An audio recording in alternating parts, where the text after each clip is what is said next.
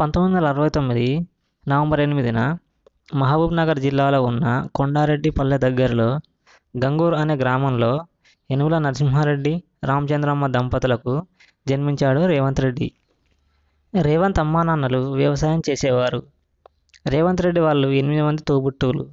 చిన్నప్పటి నుండే రేవంత్ రెడ్డి చురుగ్గా ఉండేవాడు. రేవంత్ రెడ్డి 10వ తరగతి వరకు ప్రభుత్వ పాఠశాలలోనే చదువుకున్నాడు.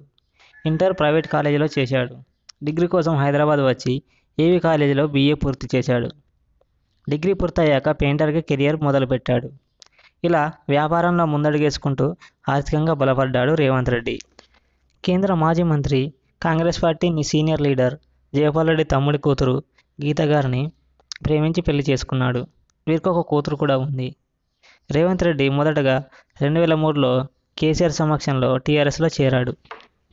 ఆ తర్వాత కొన్ని అనివార్య కారణాల వల్ల TRS పార్టీ నుండి బయటకు వచ్చి మిర్జిల్ మండలం తరపున జెడ్పీటీసీగా స్వతంత్ర అభ్యర్థిగా నిలబడి విజయం సాధించాడు రేవంత్ రెడ్డి.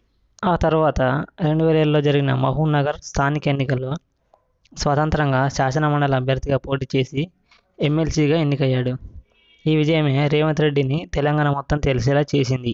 ఆ తర్వాత రేవంత్ రెడ్డి చంద్రబాబు నాయుడు మీద ఇష్టంతో ఎమ్మెల్సీ సర్టిఫికెట్ పట్టుకొని చంద్రబాబుని కలిసి తెలుగుదేశం పార్టీలో చేరాడు.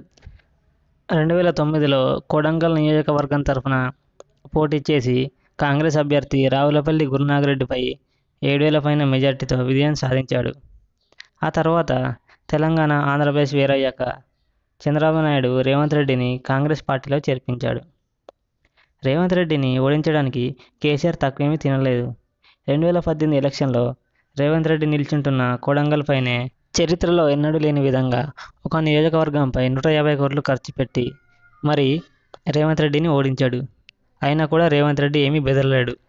ఆ తర్వాత 2019లో జరిగిన లోక్సభ ఎన్నికల్లో మల్కాజ్గిరి నుండి పోటీ చేసి TRS అభ్యర్థి మర్రి రాజశేఖర రెడ్డిపై పోటీ చేసి విజయం సాధించాడు. ఆ తర్వాత 2024 ఎన్నికల్లో ఏకంగా కేసీఆర్ కుర్చీని దించి తెలంగాణ ముఖ్యమంత్రిగా సీఎం రేవంత్ రెడ్డి అని సింహాసనాన్ని అధిష్ఠించి చరిత్ర సృష్టించిన రేవంత్ రెడ్డి బయోగ్రఫీ ఇది. ఓకే ఫ్రెండ్స్, ఈ వీడియో మీకు నచ్చినట్లయితే లైక్ చేయండి, షేర్ చేయండి, సబ్స్క్రైబ్ చేయండి.